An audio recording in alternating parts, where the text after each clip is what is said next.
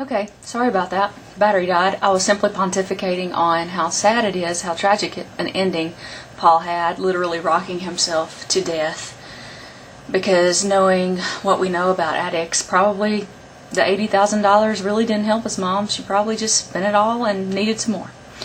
Anyway, the Chrysanthemums. Let's move into that discussion.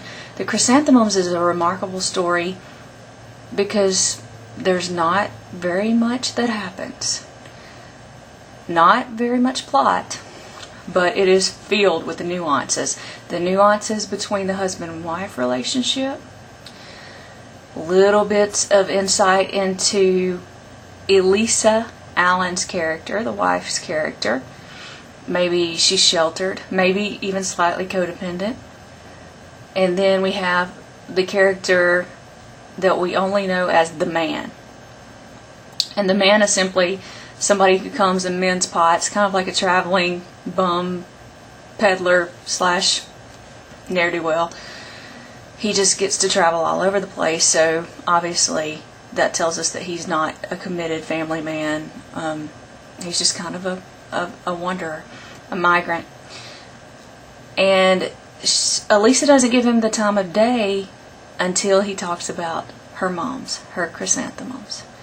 So that is what he used to tear down her defenses. And it worked. And by the end of the discussion, he had mended 2 pots, he had some money, she gave him some mum clippings, and, they were great friends, and he bragged on another customer of his who may or may not exist, who had, similar flowers, prized mums, and she even said, hey, well, bring me some seeds next time. So that it went from this very standoffish, stiff arm, I don't need anything from you, to, well, when you come back this way. So the metamorphosis there, even though it's very slight and nothing very earth-shattering happens, a huge deal is made over the fact that she almost touched him. Okay? An almost touch, a non-touch, is really a non-issue. But for her, it was a really, really big deal. And probably for Henry, her husband, it might have been a big deal as well. But anyway, it's date night for the Allens, and they go on to dinner after the man leaves, and they see the moms, on the Chrysanthemums, on the side of the road where the peddler has thrown them out. And Elisa realizes that she's been used, that that's the only the tool that he used to get her money, and it worked. So high on nuance, kind of low on action. Where are you going? Where have you been with Connie? Connie is a rebellious teen. Here, this story speaks to the constant struggle between a child who wants independence and a parent who wants to dominate a child. And here, the family doesn't really know what's going on, but she'll go and she'll pick up men and pick up, young men, guys, and she gets involved with them. And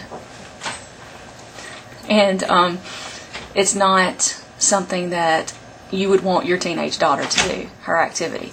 So she's only 15, and one night she goes and she meets Arnold friend, and Arnold shows up at her house. Her parents are going to a family barbecue. Teenagers are notorious for hating family gatherings, and it's just one of those things that she's talked herself out of it, but maybe to her own detriment, because Arnold shows up with a friend, and we don't really know his name, it's just Arnold's buddy, but he uses every manipulative trick he can use to get Connie to go off with them.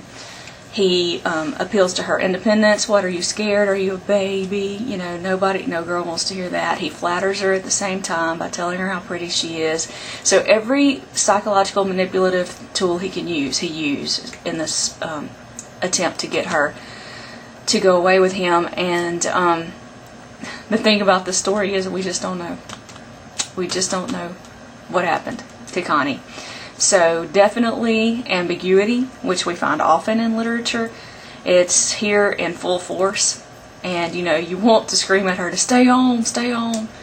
But, knowing 15-year-old girls, and especially ones with rebellious and independent streaks, you have to wonder if maybe she might have made the wrong decision there.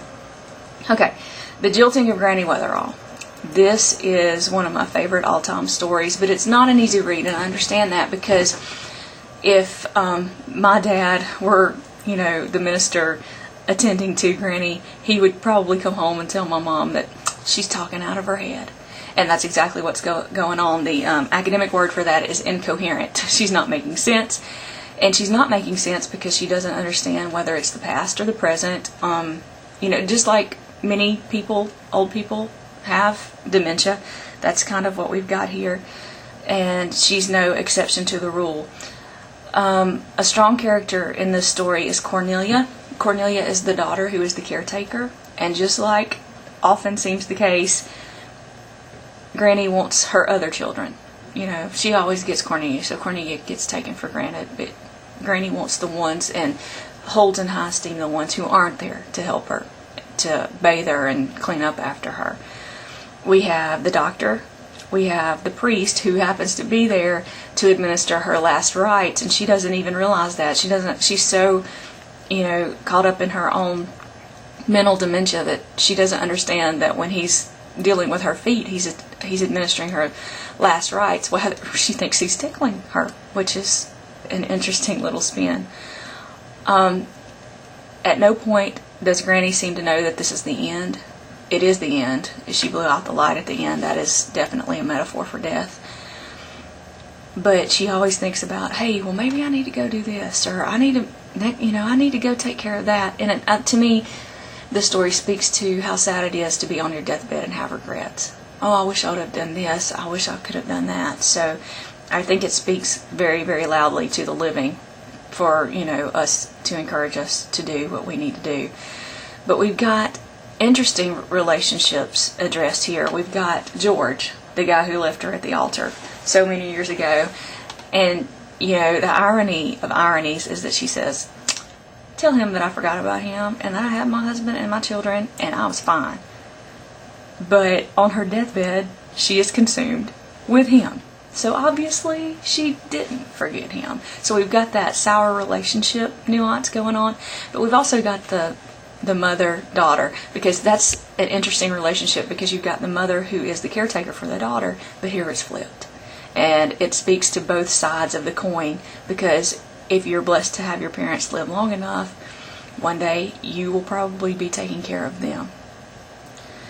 Alright, and then the poem we have my grandmother's love letters, generation gaps, society, how it changes from one generation to the other.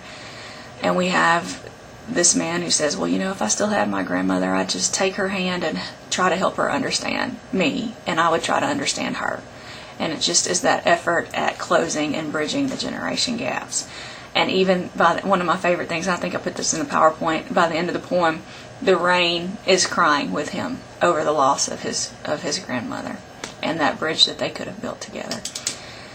But here's your little mini lecture on week 2. If you have any questions, please do not hesitate to ask. And I'm sorry about the distraction. Somebody was knocking on my door and I was trying to get them to go away. Very politely, of course.